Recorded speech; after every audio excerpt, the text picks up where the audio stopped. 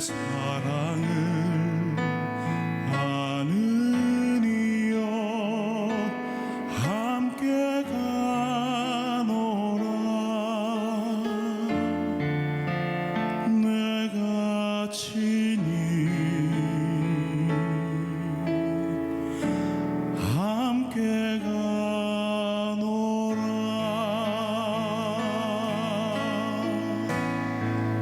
내가 너로 평쾌하며 나의 모든 선함으로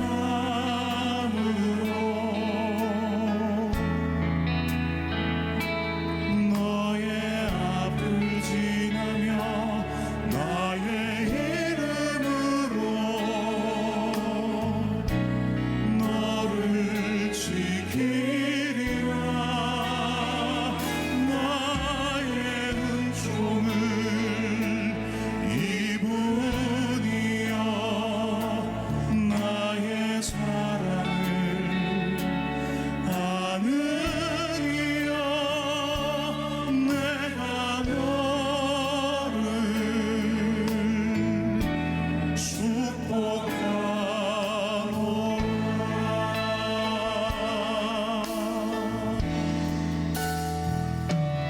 나의 은총을 입으니여 너를 아노라.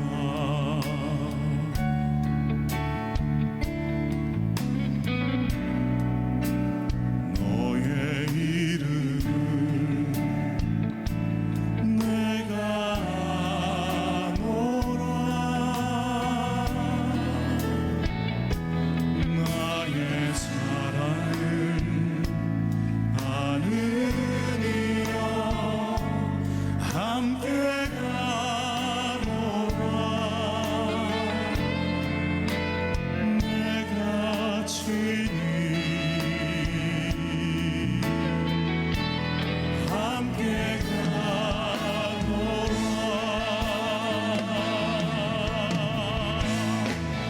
내가 너로 평쾌하며 나의 모든 선함으로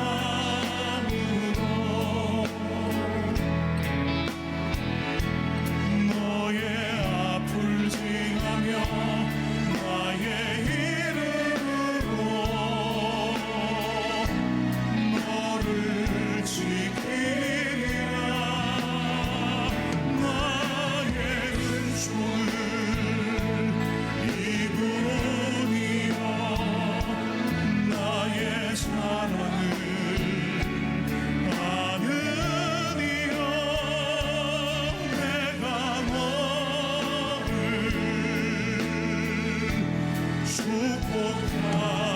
축복하노라. 내가 너로 평쾌하며 나의 모든 선함으로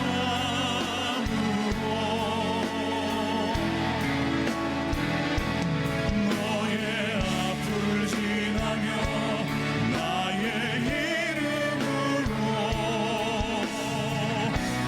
너를 지키리라. 나의 은총을 입으니여 나의 사랑을 아느니여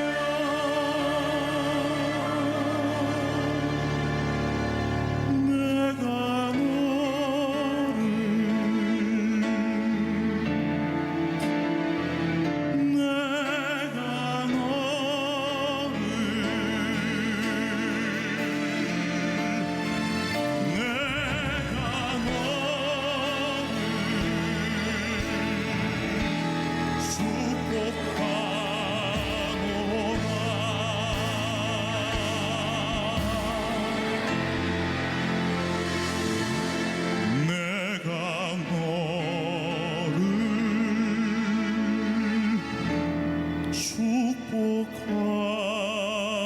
축복하노라.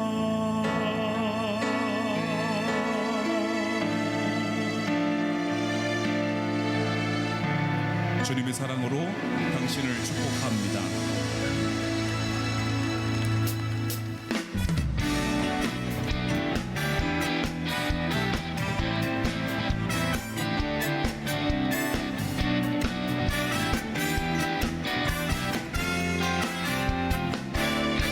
기뻐하며 함께 노래 부르리 소리 높여 할렐루야 부르리 주님 앞에 나와 찬양 드리며 우리 주님과 함께 기뻐하리라. 나의 창조자 나의 구원자 가장 귀한 나의 예수님 찬양합니다. 나의 치료자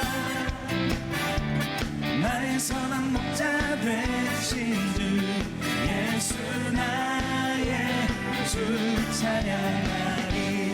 기뻐하며 함께 노래 부르리 소리 높여 할렐루야 부르리 주님 앞에 나와 찬양 드리며 우리 주님과 함께 기뻐하리라. 나의 창조자 나의 구원자 가장 귀한 나의 예수님 찬양합니다. 나의 치료자 나의 선한 목자 되신 주 예수 나의 주 찬양하리. 나의 창조자 나의 구원자 가장 귀한 나의 예수님 찬양합니다. 찬양해요. 나의 치료자 나의 선한 목자 되신 주 예수 나의 주. 우리 악기로 찬양하며 나아갑니다. 베이스 기타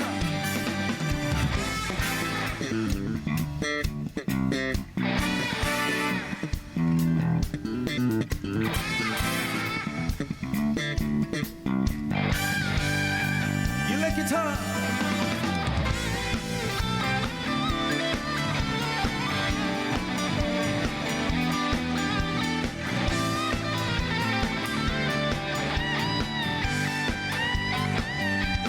주여 나의 마음이 주께로 정해졌으니 나는 주 찬양하리라.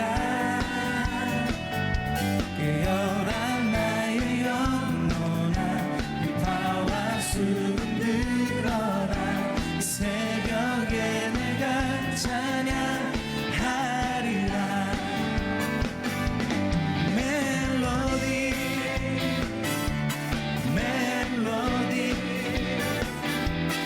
예수님은 나의 노래.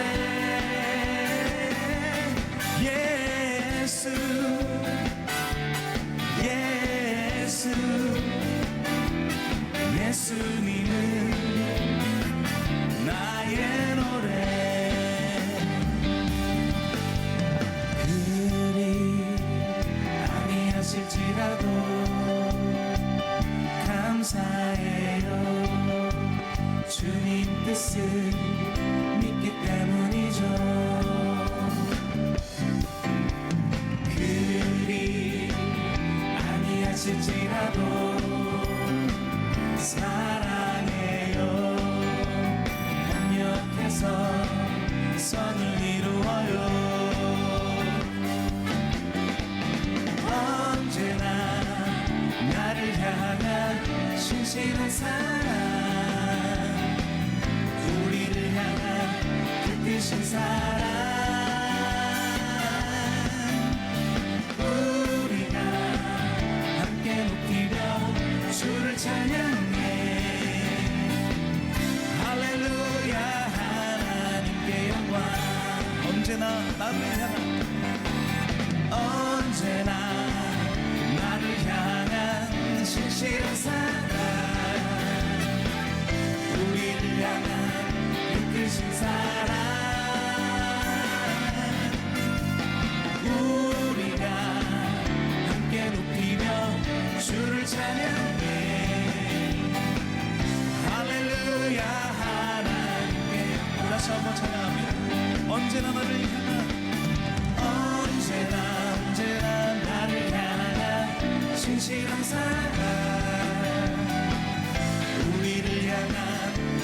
되신 사랑 우리가 함께 높이며 주를 찬양해 할렐루야. 할렐루야 하나님께 영광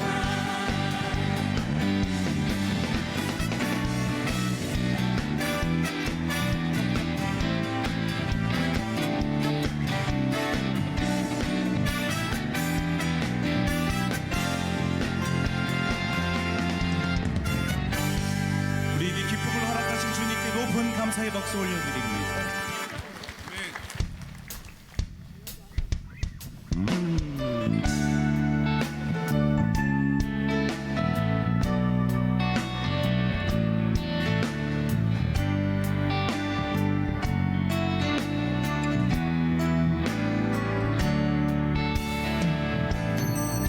당신은 사랑받기 위해 태어난 사람 당신의 삶 속에서 그 사랑받고 있지요 당신은 사랑받기 위해 태어난 사람 당신의 삶 속에서 그 사랑받고 있지요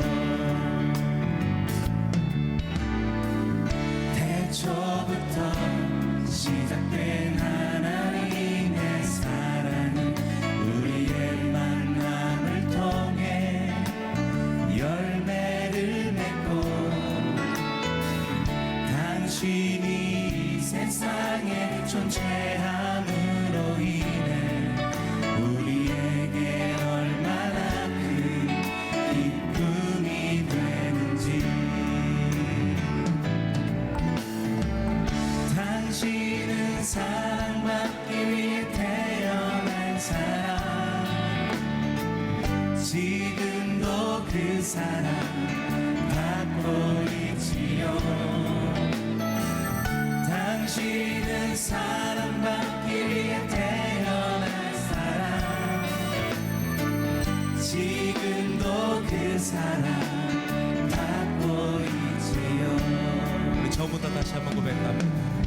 당신은 사랑받기 위해 태어난 사람 당신의 삶 속에서 그 사랑받고 있지요 당신은 사랑받기 위해 태어난 사람 당신의 삶 속에서 그 사랑받고 있지요 태초부터 시작된 하나님의 사랑은 우리의 만남을 통해 열매를 맺고 당신이 이 세상에 존재함으로 인해 우리에게 얼마나 큰 기쁨이 되는지 당신은 사랑받기 위해 태어난 사람 지금도 그 사랑 받고 있지요 당신은 사랑받기 위해 태어난 사람 지금도 그 사랑 너무 높은 목소리로 찬양합시다. 태초부터 시작된 태초부터 시작된 하나님의 사랑은 우리의 만남을 통해 열매를 맺고 이 세상에 존재함으로 인해 우리에게 얼마나 큰 우리 같이 오신 분들 서로 축복하며 찬양합시다. 당신은 사랑받기 위해 당신은 사랑받기 위해 태어난 사람 축복합니다. 지금도 그 사랑 받고 있지요 당신은 사랑받기 위해 태어난 사람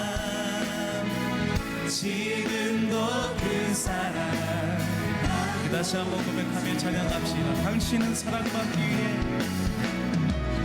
당신은 사랑받기 위해 태어난 사람, 지금도 그 사랑 받고 있지요. 당신은 사랑받기 위해 태어난 사람, 지금도 그 사랑 받고 있지요. 지금도 그 사랑 받고 있지요. 서로를 축복하며 감사의 박수를 하나님께 올려드립시다.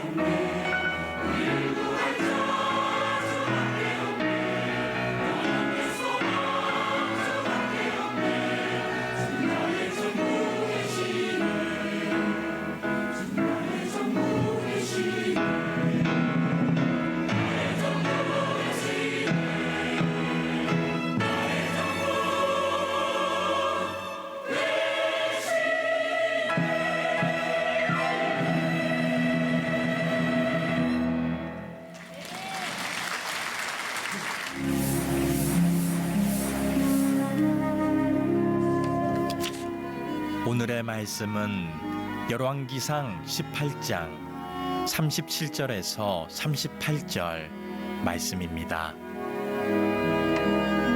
여호와여, 내게 응답하옵소서, 내게 응답하옵소서. 이 백성에게 주 여호와는 하나님이신 것과 주는 그들의 마음을 되돌이키심을 알게 하옵소서 하매. 이에 여호와의 불이 내려서 번제물과 나무와 돌과 흙을 태우고 또 도랑의 물을 핥은지라. 아멘. 아주 심각한 독성을 가지고 있는 모기가 있는데, 이 모기가 일으키는 병을 방치할 경우 600명이 죽게 됩니다.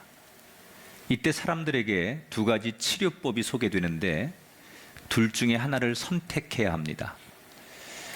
여러분이라면 1번과 2번 중 어느 것을 선택하실지 들어보십시오. 1번은 치료법을 쓰면 400명이 죽는다. 2번은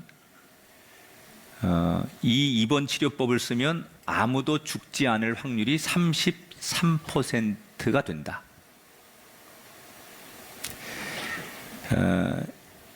이것은 1981년 미국의 심리학자인 카너먼과 트버스키가 실제로 대중들을 향해서 실험한 내용입니다. 사실 1번, 2번은 모두가 같은 치료법이고 다만 말의 표현을 조금 바꿨을 뿐입니다.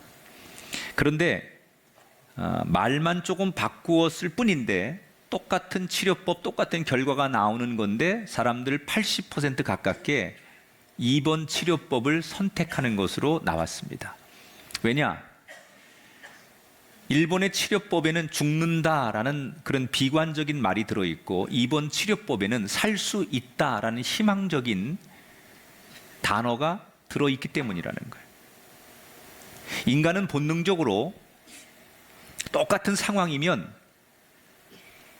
희망이 있는 곳으로 자신의 마음, 생각, 몸이 움직이게 돼 있습니다.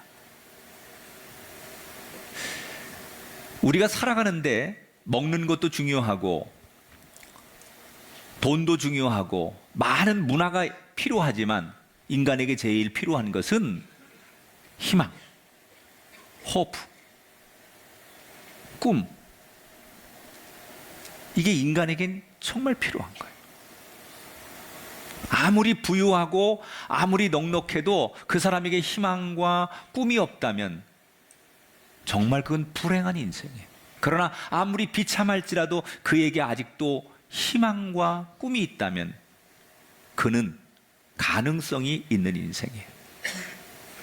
그런데 불행하게도 많은 사람들이 오늘 우리 시대를 가리켜서 희망이 없는 시대다 이렇게 얘기를 합니다. 아이들도 노인들도 앞으로 더 잘 살아봐야 되겠다, 어떻게 살아야 되겠다, 이런 꿈이 없는 시대다 그런 말이에요. 왜 우리가 사는 세상이 이렇게 되었을까? 여러 이유가 있겠지만 사실은 가장 큰 이유는 우리가 어떤 꿈을 꾼들 그게 현실 속에서 이루어질 수 있겠느냐, 그런 생각 때문에 사람들이 아예 희망을 갖지 않는다는 거예요. 여러분, 자녀들이 장래 희망이 없을 것 같습니까?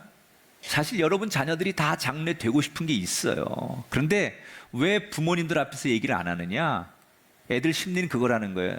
나한테 이렇게 되고 싶고 내가 이렇게 살아가고 싶은 자기의 꿈이 있는데 이걸 부모님들한테 얘기한들 부모님이 이 꿈에 대해서 나를 인정해 주겠냐? 이런 생각이 들기 때문에 자기 부모한테는 자기 꿈을 얘기 안 한다는 거예요. 우리 어른들도 자기가 이루고 싶은 가정, 그리고 자기가 살고 싶은 미래가 다 있어요. 그런데 사람들은 그 말을 잘 안 해요. 왜? 내가 꾸는 꿈과 내 미래가 과연 현실적으로 이루어질 가능성이 있겠어? 라는 생각이 들기 때문에 사람들은 아예 꿈을 꾸지 않고 포기한다는 거예요. 그래서 이 시간 저는 여러분에게 감히 이렇게 선포하려고 합니다. 우리의 힘으로는 저 거대한 세상을 넘어 꿈을 이룰 수가 없습니다. 그러나 하나님이 함께 하시면 하나님께서 우리를 통해 우리의 생각을 넘는 더 좋은 꿈을 꾸게 하시고 그것이 반드시 우리의 현실 속에 이루어질 줄 믿습니다. 꿈이, 우리의 희망이 생각에 머물지 않고 내 현실 속에서 내가 살아있는 동안 실제로 이루어질 수 있는 인생을 만들어야 되겠다. 우리 꿈의 교회가 오늘 25년 됐는데 저는 우리 꿈의 교회를 가지고 25년 동안 한 게 딱 하나밖에 없어요. 우리 교회는 희망이 있습니다. 꿈을 꾸십시오. 그 꿈이 이루어질 겁니다. 그리고 사람들이 그 꿈이 이루어지고 희망이 이루어진 현실을 함께 노래하고 보면서 25년을 걸어왔더니 하나님께서 이 교회를 축복하시고 부흥되게 하셨어요. 여러분, 여러분이 꾸는 꿈, 여러분이 가지고 있는 희망이 현실이 되게 하려면 어떤 말과 어떤 기도를 드려야 할까? 오늘 우리는 열왕기상 18장에 나오는 아무것도 없는 상황에서 희망을 자신의 현실로 만들어낸 엘리야의 이야기를 통해 오늘 이 시대에 희망이 없는 시대에 하나님의 자녀들인 저와 여러분은 우리의 꿈이 현실로 이루어지는 주인공이 되기를 주 이름으로 축원합니다. 엘리야라고 하는 사람은 어떤 사람이냐? 주전 9세기경에 북쪽 이스라엘에서 활동하던 선지자였어요. 이 당시 북이스라엘의 왕은 아합이라고 하는 사람이었는데, 이 사람은 오늘날로 말하면 레바논에 위치한 시돈이라고 하는 나라의 공주와 정략 결혼을 합니다. 그 공주와 결혼하는 조건으로 막대한 시돈의 자본이 북이스라엘로 들어오게 돼서 말 그대로 경제가 발전하게 됩니다. 그러나 빛이 있으면 반드시 그 이면에 어둠이 존재하는 법처럼 아합의 경제 부흥과 성공 뒤에는 심각한 문제가 뒤따라 오게 됩니다. 그것이 바로 종교 문제였어요. 자본을 받아들이는 대신에 시돈의 신인 바알도 받아들일 수밖에 없었습니다. 그래서 나라 전역에 바알 신전들이 세워지고 바알 신을 믿는, 요즘을 말하면 무당들이, 가짜 예언자들이 수천 명 양성화되기 시작합니다. 백성들은 원래 야훼 하나님만 믿는 이스라엘 땅이었지만 자신들에게 경제를 부흥시켜주고 잘 살게 해준 바알을 무작정 좋아합니다. 그 결과 자기들이 지켰던 여호와 신앙은 점점 멀어지게 되고 오히려 교회와 주의 종들이, 교인들이 탄압을 받으며 소외 속에서 당시의 교회는 점점 쇠퇴하기 시작합니다. 모든 사람들은 지금의 상황에 만족합니다. 아무것도 문제될 게 없습니다. 잘 살면 됐지. 이렇게 경제적으로 부흥하고 우리가 만족하게 살면 됐지. 종교가 여러 개면 어떻고 우리가 가졌던 기독교를 버리면 뭐가 어떻겠어 라는 생각을 모든 사람들이 갖습니다. 그러던 어느 날 그렇게 아무 문제 없다고 생각하는 모든 사람들 앞에 딱 한눈에 보기에도 촌뜨기처럼 생긴, 그러나 왠지 범상치 않은 느낌을 주는 한 남자가 나타나더니 모든 사람들이 지켜보는 앞에서 당시에 절대 권력자였던 아합 왕에게 자신을 소개하고 놀라운 말을 하게 되지요.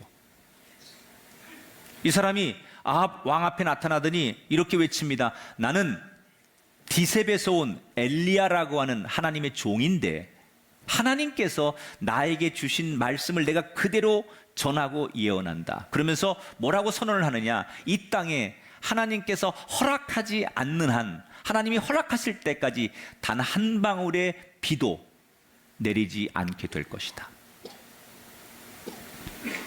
아주 촌스럽게 생긴 사람이 나타나서 내가 하나님의 종인데 하나님이 내게 주신 말씀을 내가 예언으로 전하니까 잘 들어라. 그리고 미친 사람처럼 한마디를 외쳤는데 사람들이 한 귀로 듣고 한 귀로 흘려 보내면서 설마 저 미친 사람이 한 얘기가 이 땅에서 이루어지겠어? 라고 생각을 하지요. 그러나 그 한마디는 현실로 이루어지고 시간이 흘러 그 엘리야가 예언한 대로 3년 6개월 동안 이스라엘 땅에 단 한 방울의 빗방울도 내리지 않는 가뭄이 시작됩니다.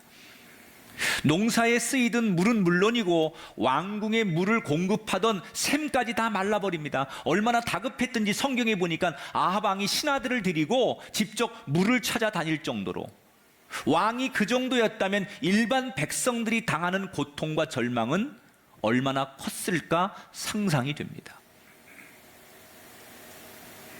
아합 왕은 이렇게 이 땅에 비가 내리지 않고 극심한 가뭄 때문에 고통을 당하는 그 모든 원인이 3년 6개월 전에 이 땅에 비가 내리지 않을 것이라고 툭 던지고 돌아섰던 그때 그 엘리야라고 하는 놈 때문에 생긴 일이니 그 놈을 죽여야 한다라고 복수심에 불타게 됩니다.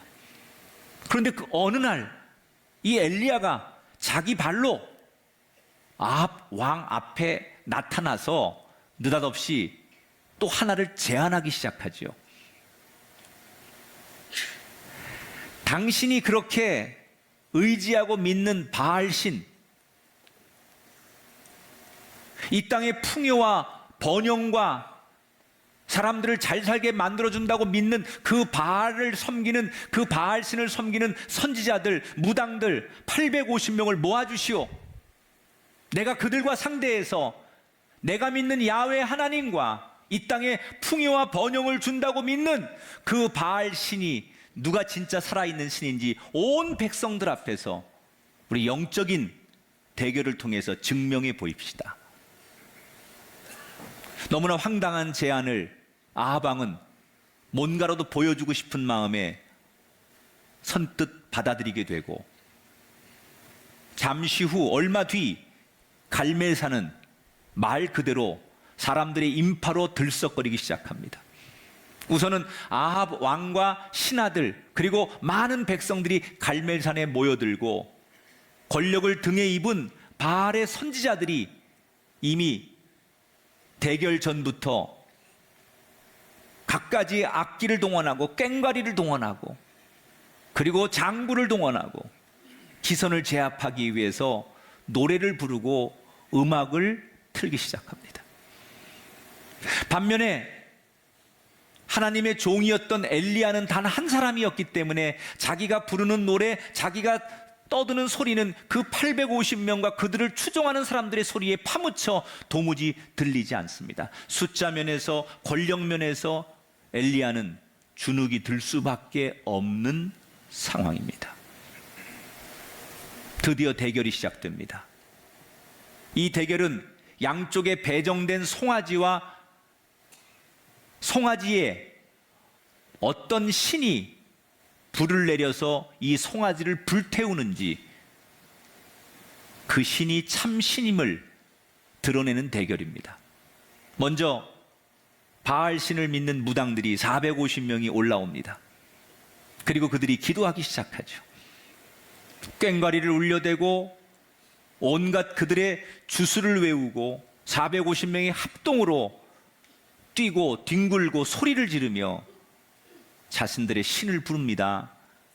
바알신이요, 바알신이요, 여기를 태워주소서.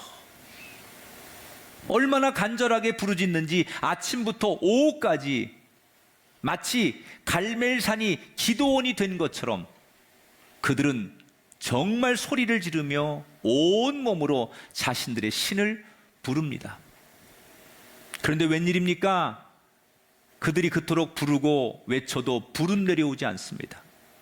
나중에는 시간이 점점 임박해지니까 몸을 긁고 베고 머리를 찢고 손을 땅바닥에 내려치면서 자신의 몸에 상처를 내고 피를 흘려가면서 절절하게 그들이 할 수 있는 모든 방법을 다 동원하지만 아침 9시부터 오후 3시까지 그들이 그렇게 몸부림치며 간절하게 기도했지만 결국 그들은 실패하게 되지요. 이제 오후 3시 이후에 엘리야 차례가 되었습니다. 엘리야가 단에 올라가더니 제일 먼저 뭘 합니까? 무너진 제단을 다시 쌓아요. 여러분, 기도가 먼저가 아니에요. 예배가 회복되고, 여러분 제단 앞에서 여러분이 신령한 마음이 회복될 때 여러분의 기도는 이루어지는 거예요. 곧바로 기도하면 되는 것 같지만 아니에요.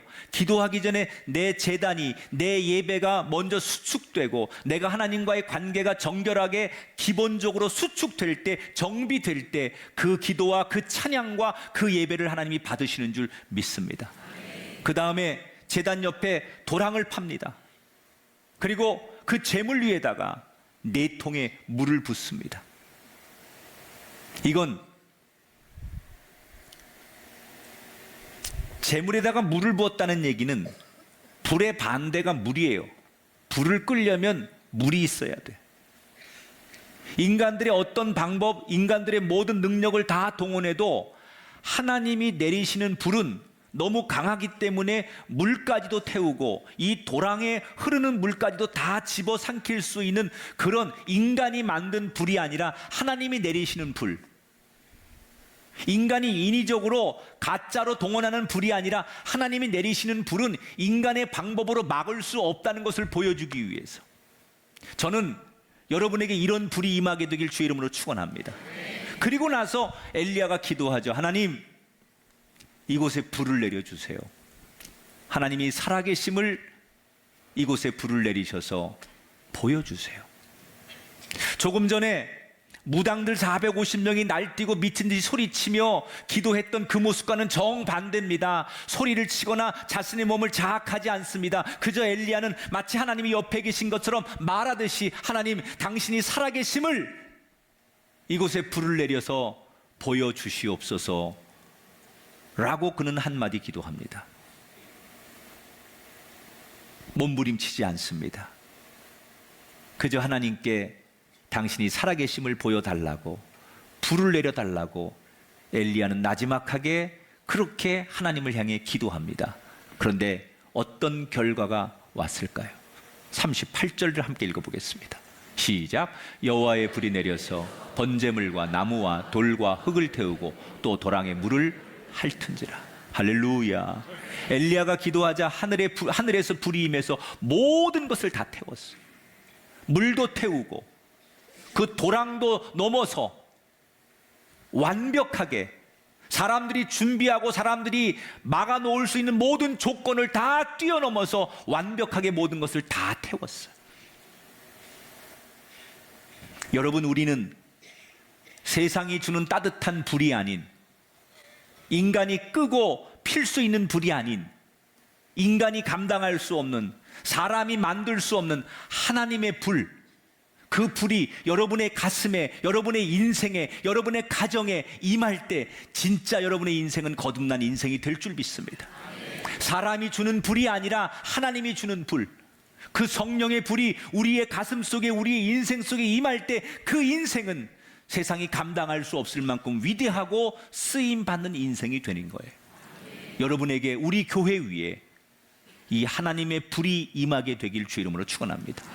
여러분 보십시오. 6시간 동안 그렇게 몸부림치며 기도했던 무당들의 기도는 이루어지지 않았습니다. 그런데 엘리야의 기도는 단 한 번의 응답이 됐습니다. 많은 사람들이 기도해도 되지 않던 일이 단 한 명에 의해서 이루어졌습니다. 많은 돈과 권력이 동원돼서 하지 못한 일을 아무것도 갖지 못한 엘리야가 이루어냈습니다. 양쪽 다 간절했는데 한쪽은 숲으로 돌아갔고 한쪽의 기도는 현실로 이루어졌어요. 모두가 소원을 했고 모두가 불을 원했어요. 모두가 자기의 신에게 여기에 불이 내려오기를 구했어요. 그런 희망이 있었어요. 그런 소원이 있었어요. 그런데 한쪽은 안 되고 한쪽은 됐어요. 도대체 엘리야의 비결은 뭐였을까? 그것을 알려면 그 당시의 모습을 지켜봤던 증인들이었던 백성들의 입에서 나오는 얘기를 들어봐야 돼요. 39절을 함께 읽어볼게요. 모든 백성이 보고 엎드려 말하되 여호와 그는 하나님이시로다. 여호와 그는 하나님이시로다. 백성들이 뭐라고 말해요? 이건 저 엘리야가 대단해서 한 일이다, 이렇게 말하지 않아요. 그 모습을 다 지켜보고 모든 백성들이 이구동성으로 하는 얘기가 뭐예요? 저것은 하나님이 하신 거다. 저건 하나님만이 할 수 있는 일이다. 백성들이 엘리야를 보면서 엘리야가 대단하다, 엘리야가 특별하다, 엘리야는 비범한 사람이다, 이렇게 말하지 않았습니다. 저건 하나님의 힘이다 라고 인정을 했다는 거예요. 사실 엘리야는 450명의 무당보다 인기에서도 밀리고 돈에서도 밀리고 권력에서도 밀렸습니다. 그런데 엘리야가 뭘 잘했기에 그 다수를 이기고 더 큰 목소리가 있는 그 존재를 엘리야가 극복할 수 있었을까? 그 키포인트는 기도의 대상을 잘 잡았다는 거예요. 따라합시다. 하나님만 바라보았습니다. 엘리야는 처음부터 마지막까지 오직 하나님께만 기도를 올려드렸어요.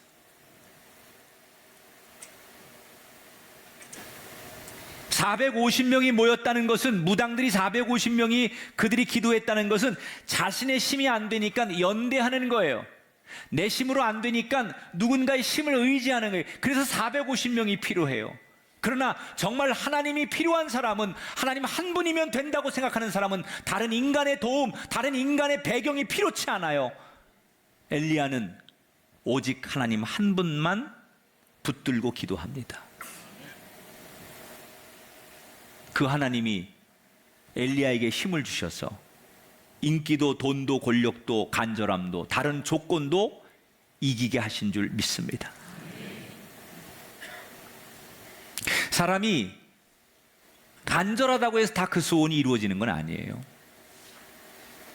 절박하고 마음속에 꿈이 크다고 해서, 생각이 있다고 해서 다 그 꿈이 이루어지는 건 아니에요. 어떤 인간도 다 꿈이 있어요. 다 희망이 있어요. 다 소원을 가지고 살아요. 그런데 어떤 사람의 꿈과 소원은 이루어지는데 어떤 사람의 꿈과 소원은 이루어지지 않는 이유는 뭘까요?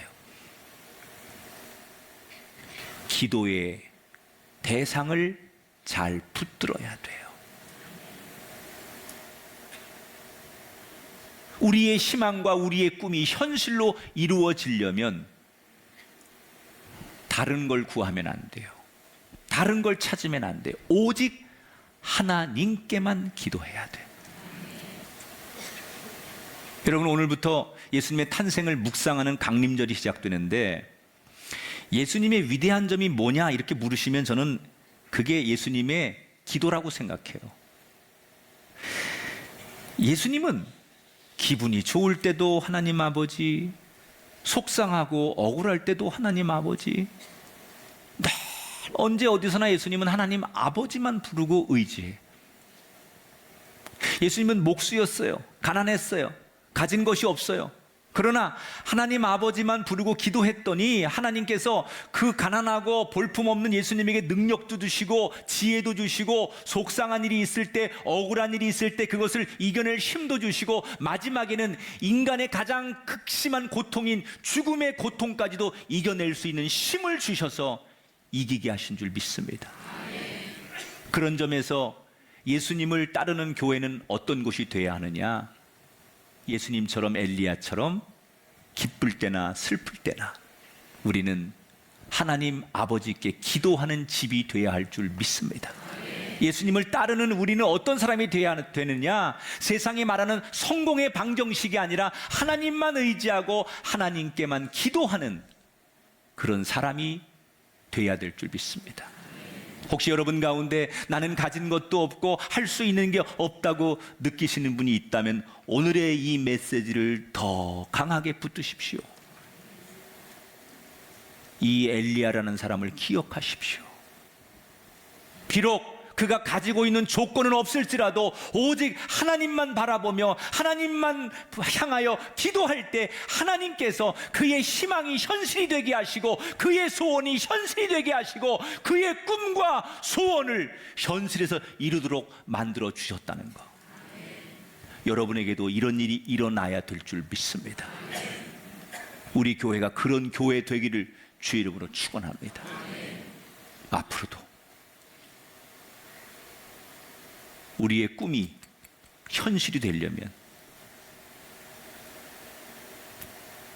내 편을 더 많이 만드는 거, 목소리를 키우고 세상의 방법을 동원하는 거 아닙니다. 450명의 무당들이 아무리 날뛰어도, 물을 준비해서 불을 끌려고 해도, 도랑을 파놓고 불이 넘을 수 없도록 만들어 놓아도 하나님이 내리는 불은 세상이 감당할 수 없는 불, 그 불이 임할 때 세상을 완벽하게 이기는 승리자가 될 줄 믿습니다. 그렇게 450명과 엘리야의 기도 대결은 엘리야의 승리로 끝나고 450명의 무당들은 모조리 그곳에서 죽음을 당합니다.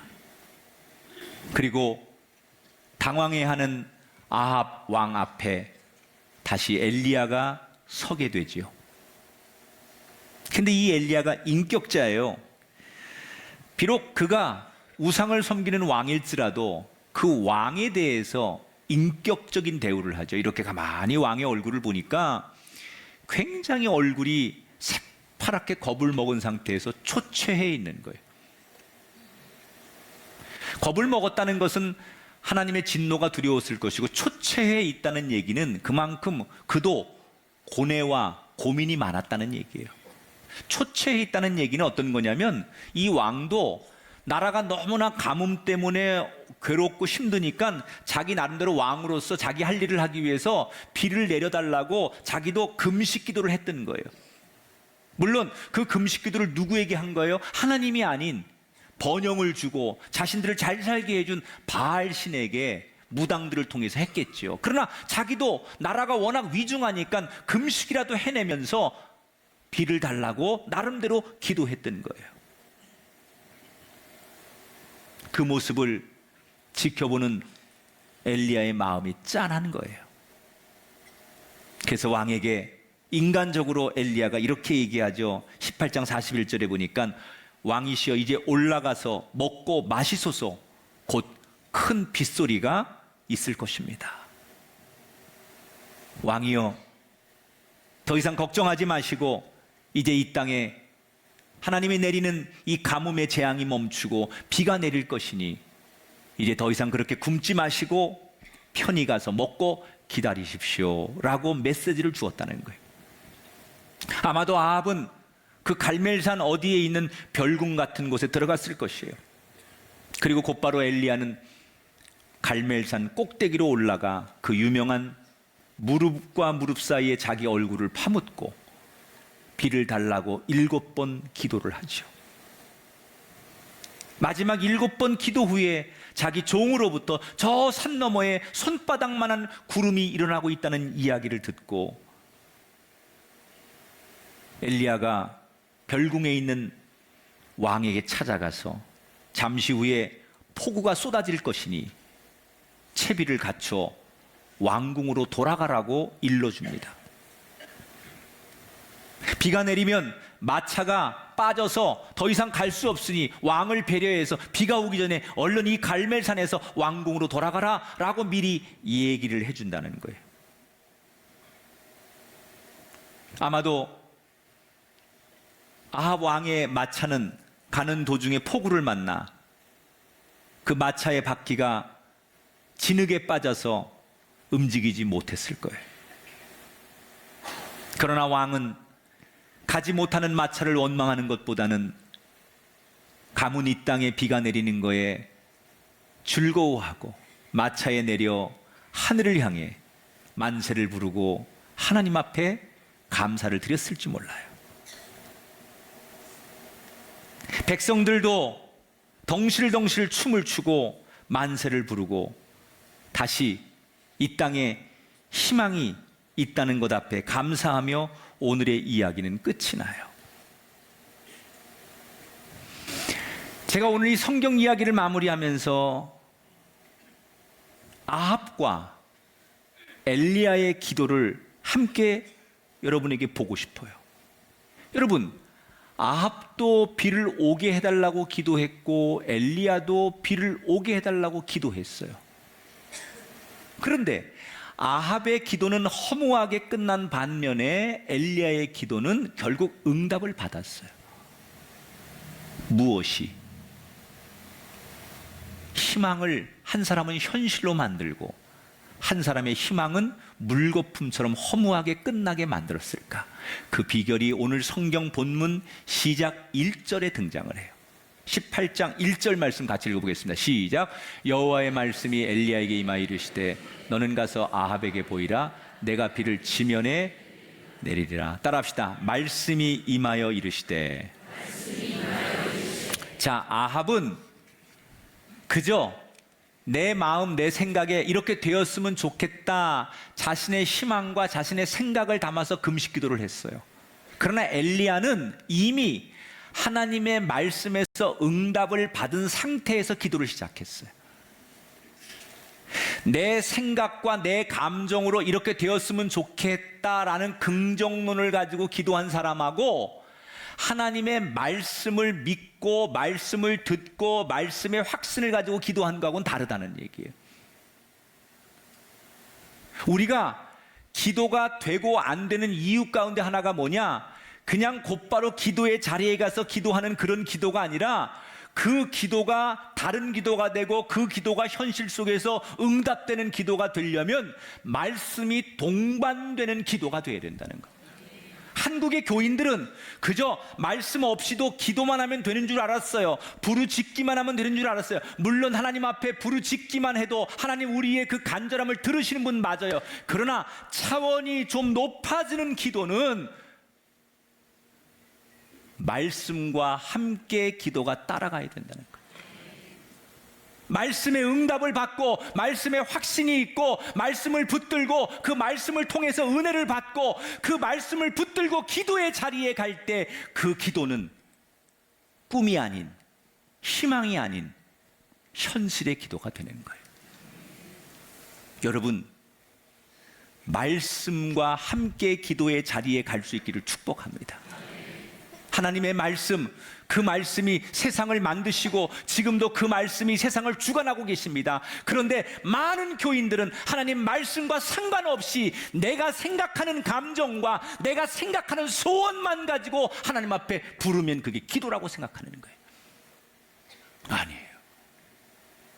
좋은 기도는 말씀이 먼저 가고 기도의 행위가 뒤따라가는 거예요. 그런 의미에서 여러분, 말씀의 응답을 받으세요. 이 주일날 오셔서 하나님이 김학중 목사를 통해서 주시는 말씀, 엘리야를 통해서 주셨던 그 시대의 메시지처럼 하나님이 이 강단에 여러분들에게, 여러분 가정에게, 여러분의 인생에게 하나님께서 주시고 싶어하는 메시지를 김학중 목사라고 하는 사람을 통해서 이 메시지를 주실 때 이 말씀을 붙드십시오. 이 말씀을 믿으십시오. 이 말씀을 확신하십시오. 이 말씀을 듣고 기도의 자리에 나가십시오. 그때 여러분의 꿈은 현실로 이루어질 줄 믿습니다. 여러분, 송구영신 예배 때 말씀 카드 드리죠. 그런 어떤 분들은 무속신앙에 근거한 것들을 기독교가 오용하는 거다. 그렇지 않습니다. 전 그렇게 생각하지 않습니다. 확률 게임이거나 로또 복권 맞는 것처럼 아무거나 복골복으로 뽑는 말씀 아닙니다. 하나님 그 순간 분명히 그 말씀이 그 사람에게 필요한 사람의 그 말씀을 뽑게 하실 거예요. 마치 구약의 제비 뽑기처럼 하나님께서 그 순간 하나님의 뜻하신 계획대로 그 말씀을 한 사람 한 사람에게 주시는 거예요. 저는 그 말씀을 가끔 올해도 목회하면서 제가 감독 선거하면서도 힘들 때마다 그 말씀을 다시 꺼내보는 거예요. 아, 그렇구나. 하나님이 그래서 이 말씀 주셨구나. 그 말씀을 보고 또 깨닫고 그 말씀을 적용하면서 또 다음 일을 행하고 기도할 때 제가 1년을 살아올 수 있었어요. 여러분, 하나님은 기도의 응답을 주시기 전에 말씀을 먼저 주십니다. 나는 우리 꿈의 교회 성도들이 그저 하나님 앞에 기도의 자리에 곧바로 가는 사람이 아니라 말씀이 앞서가고 그 말씀을 따라 기도의 자리에 가는 엘리야 같은 기도자가 되기를 주 이름으로 축원합니다. 말씀을 잘 보셔야 돼요. 힘들수록 말씀 앞에 서셔야 돼요. 어려울수록 말씀이 있는 곳으로 가셔야 돼요. 말씀만 잘 봐도 여러분의 마음의 소원이 가장 아름답게 응답될 줄 믿습니다. 우리 꿈의 교회를 향해 제가 이렇게 부탁합니다. 봉사가 앞서면 안 돼요. 일이 앞서면 안 돼요. 기도가 앞서면 안 돼요. 교회는 말씀이 앞서가고 말씀이 뒤에서 밀어줄 때 복된 공동체가 되는 거예요. 여러분, 말씀보다 앞서지 마시고 기도하기 전에 말씀 읽으시고 말씀을 묵상하시고 말씀을 듣고 기도의 자리에 나가기를 축원합니다. 모든 사람들이 다 소원이 있습니다. 모든 사람들이 다 꿈이 있습니다. 문제는 그 꿈이 현실로 이루어지지 않는다는 거예요. 이 대한민국에 꿈이 없는 젊은이, 꿈이 없는 노년이 어디 있습니까? 다 여러분들 소원이 있고 다 꿈이 있고 희망이 있는데 왜 내 현실에서 이루어지지 않습니까? 그 꿈을 이루려고 온갖 세상 방법 다 동원하니 안 되는 겁니다. 엘리야는 하나님께만 기도했어요. 여러분, 한 가지에만 족하면 돼요. 예수님께서